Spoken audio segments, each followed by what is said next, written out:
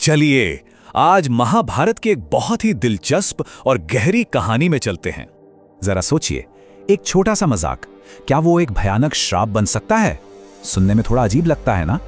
चलिए आज इसी से जुड़ी एक कहानी की पड़ताल करते हैं जो हमें सही और गलत के बारे में बहुत कुछ सिखाएगी। तो हमारी कहानी की शुरुआत होती है डुंडुब नाम के एक सांप से। ये कोई जहरीला सांप नहीं है, लेकिन इसकी अपनी कहानी वो बड़ी हैरान करने वाली है।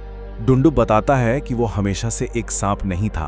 असल में वो एक बहुत तेजस्वी ऋषि हुआ करता था और उसका एक दोस्त भी था, खगम, जो अपनी तपस्या की शक्ति के लिए तो जाना जाता था, पर स्वभाव से थोड़ा कह सकते हैं कि क्रोधी था। और बस यहीं से एक मजाक में की गई हरकत कहानी को एक ऐसे मोड़ पर ले आती है जहां एक जिंदगी हमेशा के लिए बदल जाती है। तो हुआ ये कि खगम एक अग्नि अनुष्ठान में पूरी तरह से लीन था और उसके दोस्त ने क्या किया, बस उसे डराने के लिए तिनकों से एक सांप बना दिया। और नतीजा, खगम इतना डर गया कि वो बेहोशी हो गया। अब जब खगम को होश आया तो वो गुस्से से लाल पीला हो गया और उसी गुस्से में अपनी तपस्या की पूरी शक्ति लगाकर उसने ये भयानक श्राप दे दिया। सोचिए, एक पल का गुस्सा और जिंदगी भर की सजा। जैसे ही श्राप के शब्द दोस्त के कानों में पड़े, उसे अपनी गलती का एहसास हुआ। उसे समझ आ गया कि उसने कितनी बड़ी भूल कर दी है।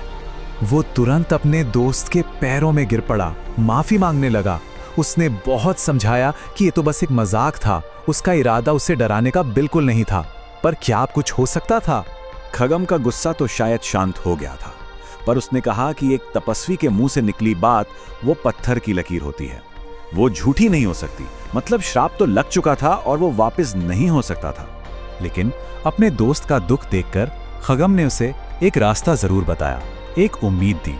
उसने एक भविष्यवाणी की कि श्राप से मुक्ति कैसे मिलेगी। और भविष्यवाणी ये थी कि इस श्राप से छुटकारा तभी मिलेगा जब उसकी मुलाकात महर्षि प्रमति के पुत्र रूरू से होगी। सिर्फ रूरू को देखने भर से ही ये श्राप टूट जाएगा। कितना लंबा इंतजार रहा होगा। तो चलिए कहानी में वापस आते हैं।